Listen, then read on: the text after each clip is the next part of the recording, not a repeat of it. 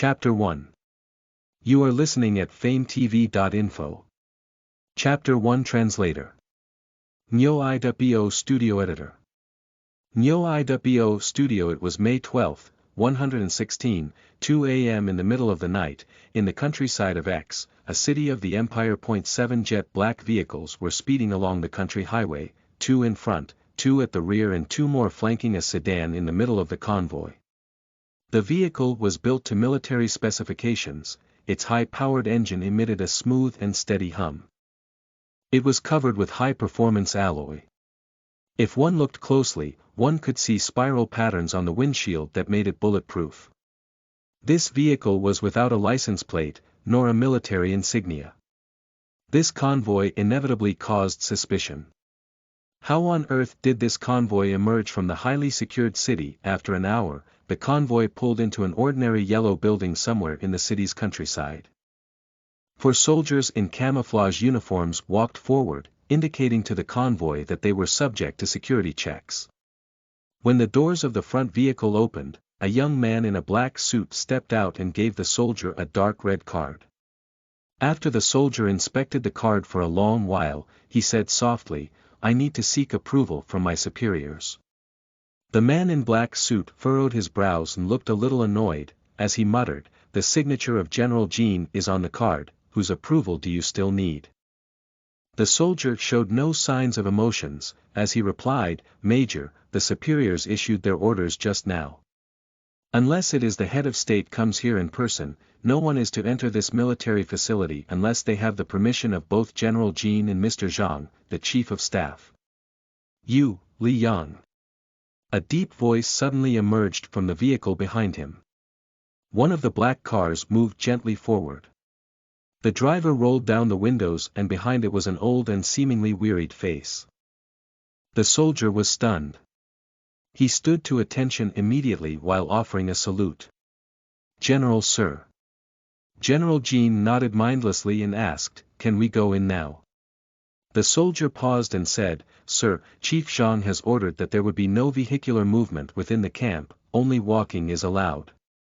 General Jean frowned, while patting his leg he asked, "Even I have to walk?" Looking increasingly uncomfortable with the situation, the soldier gazed into the car to take a look at the general's injured leg. "Even so," he emotionally said, "Sorry sir, these are the orders from the top. No one is to ride in vehicles, only walking is allowed." Li Yang was furious, with his face flushed red. General Jean gently waved the soldier away and turned towards Li Yang. "Li Yang, go in yourself. Bring my documents, and you have to bring Agent 005 out safely and securely. We cannot afford to suffer a loss like we did with Agent 003. These agents are all treasures of the Empire," he instructed. Li Yang froze, facing this exhausted and aging elder. He respectfully paid a salute. With a voice of determination, he said, "Rest assured General, I will definitely complete this task." However, at this moment, a massive blast was heard. Bright and blazing flames were seen, with a dark gigantic mushroom cloud hovering over it. Li Yang's eyes widened in shock. With veins on his forehead visible, he sprinted straight into the military camp. This night, X's citizens were still quietly fast asleep, but right outside the city's limits, at the 4th military prison, there was a huge explosion that would shock the world. In the darkness, everyone's eyes around the country were fixated on that same spot, waiting for dawn to break in a few hours. For hours in the courtroom of the country's 4th military prison, 7 high-ranking military officials sat in their uniforms, with their rank insignias sparkling on their shoulder epaulets. They were all generals. On the judges' stand, there were 5 military judges, all of whom came from different military divisions, which were not necessarily under a similar military system. Beneath them were over 20 men holding Kurt Mod 733-5. 56 caliber machine guns, all of which were from the country's top special forces operatives. They looked prepared to take down anyone who stood in their way. The atmosphere in the courtroom was solemn and serious, all eyes were concentrating on the defendant's stand. At this moment, one of the judges in military uniform cleared his throat and said with a deep voice, "Name." "Chu Qiao," a low voice responded calmly and mildly. Although it was a little hoarse, no one would have difficulty to identify the gender of its owner. As expected, a lady sat on the defendant's stand, dressed in light green military pants with a white shirt. She rolled up her sleeves revealing a pair of fair arms. She sat there calm and collected, without a tinge of nervousness. The judge continued the dry judiciary process. Gender: female. Birth date: October 8, 90. Hometown: Luo City of Yuntu Province. Past military positions: I enlisted in the Empire's military school in 109. In 111, I was picked out and transferred to the 5th Intelligence Unit within the Military Command Center to learn.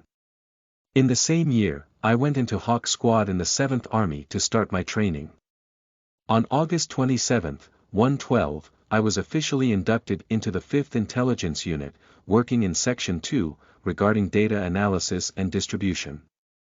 In December 113, I transferred to the Intelligence Department in City Y, carrying out Plan HL together with the 9th Military Intelligence Division. In June of the next year, I was out of the country working as a spy. I returned in November 114 and was working in the 11th Division Command Center as their assistant commander, until now. During your tour of duty, what operations were you on? The 11th Division executed a total of 97 operations of all types, 29 of which were conducted by me. Among the missions, there are 11 1.starred missions, 9 2.starred, 5 3.starred, 4 4.starred and no 5 starred missions. Which operations did you participate in during your time in service? Please elaborate missions that are classified as 4.starred and above. In August 114, with the intelligence gathered from the 7th Intelligence Division, 9th Intelligence Division participated in Operation Sea Salt, planned by Colonel Lee and me, successfully obtaining 3 tons of uranium ore. In November of the same year, 11th Division and the 6th Outpost Division came together for Bait and Capture Operation, successfully capturing the rebel leader, Micah Half-Rat, destroying the nuclear reserves of Country F. In April 115, I planned and instigated the super-powered beings from Country E and successfully regained the passwords to the loophole within the central bank. In June of the same year, with the help of Country X, planned by the 11th Division, assisted by super-powered beings, Agent 003 of 9th Division conducted Operation Shima, successfully obtaining the blueprint of 47 cents. The judge nudged his glasses higher. As he read through the documents, he muttered, "Can you please elaborate on your relationship with Agent 003 of the 9th Military Intelligence Division?" The lady raised her brows, her unchanging expression turned cold and took a thorough look at the 7 military officials on the stand. She finally said, "When I was training in the 7th Army, I was living in the same bunk as Agent 003, Agent 007 and Major Huang Minrue, the operations planning officer in the 11th Division. In 115, I was part of Operation Shima with Agent 003. The judge asked with a deep voice, "How would you describe your relationship with Agent 003? A comrade, colleague, or an acquaintance?" She remained calm and raised her brows once again. After a while, she answered, "We were friends." The jury started murmuring among themselves. She looked at 2 of the judges with an incisive stare, glimpsing at the smile that they were unable to hide. "Can we also infer that Agent 003 and you were close friends who shared everything with each other?" A female judge asked. She was dressed in a dark green military outfit and was in her 40s. Chu Qiao turned and faced the judge, her gaze settled upon the judge and studied her for a while.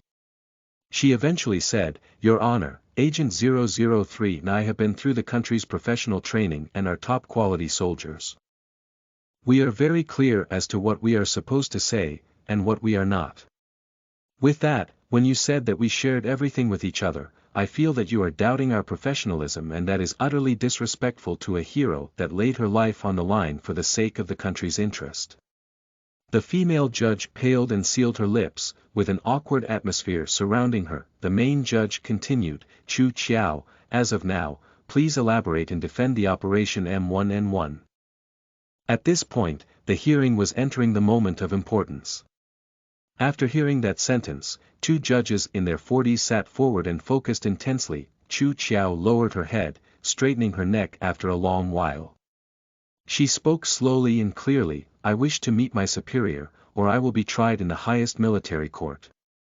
Before any of that happens, I will not elaborate further on Operation M1N1. The judge frowned, and said with a tinge of anger, are you questioning the authority of a hearing conducted together by 5 different military districts that were set up by the leading law experts? I am not.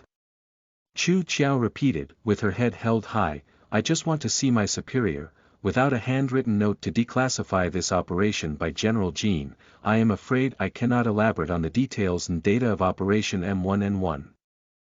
With his brows tightly furrowed, the judge continued, then, please defend and elaborate on your orders to storm and raid the main operations building, causing the death of hostages from 23 different countries. They are not hostages. Chu Qiao raised her head and muttered, all of my orders are in accordance with military law and I have not killed a single innocent person. As long as I see the documents signed off on by my superiors as well as General Jean, I will explain the entire operation to the military court. Before that, I will not accept any questioning. The hearing slipped into a stalemate. After taking Chu Qiao away, the judges and generals retired from the courtroom, with the CCTV capturing their every move. However, under the chair which one of the generals sat on, there was a little device with a blinking red light. Its screen glowed with numbers counting down. There was not much time left. Chu Qiao sat silently on her metal bed, with her head hung low. The place she was imprisoned in was surrounded by steel-reinforced glass, allowing full view of the cell from the outside, but those on the inside were clueless about the outside world. There was no form of privacy. These hardened glass walls were so tough, that one could only blast a tiny hole after shooting it with a rifle all day. In order to escape, only a nuclear bomb would be sufficient. Although she could not hear nor see the outside world, as the senior commander of one of the most classified intelligence units in the country, she knew the entire layout of the complex. With one hand on her pulse, she felt her heartbeat to determine the time and she knew mealtime was coming. As expected, with a loud click, the hatch at the bottom of the reinforced glass opened and a hand holding a tray slid into the cell. Chu Qiao sat motionless on her bed, with her head down. She seemed motionless, but a small pebble flew out and hit the watch strap of the soldier who brought her meal silently and precisely. After only a faint swoosh, the watch fell to the floor of the cell. The soldier was stunned. He reached his hand in and tried to feel for the watch, but he could not find it. Chu Qiao heard the clank and turned towards it innocently, furrowing her brows in confusion. She knew that other than the soldier, there was another guard watching her every move carefully. In normal circumstances, when meals were served, inmates were not supposed to go near the cell door, but this time, she pointed towards herself. The soldier outside saw it clearly, and tried to reach for the watch again, but to no avail, and hit the floor twice. Accepting her help, Chu Qiao jumped off her metal bed and picked up the watch, placing it into his palm and smiled towards the reinforced glass. After which, she picked up her tray and returned to her bed. It soon became quiet outside the cell. All these seemed natural, without any anomaly. After finishing her meal, Chu Qiao walked towards the simple bathroom in her cell and opened the door. The government, being moral, designed the bathroom with some privacy. Below the shoulder, the bathroom was made of opaque plastic. Chu Qiao sat on the toilet and lowered her head. She knew there were people watching her, and she could not spend more than 20 minutes in the bathroom. When no one could see what she was doing in the bathroom, Chu Qiao opened her fair palm. Earlier, when she had come into contact with the fingertips of the soldier, she had a sheet of plastic on her hand, which she used to secretly obtain his fingerprints. She knew that the clock was ticking. She had to move. Listen to the full novel at FameTV.info, direct link in the description.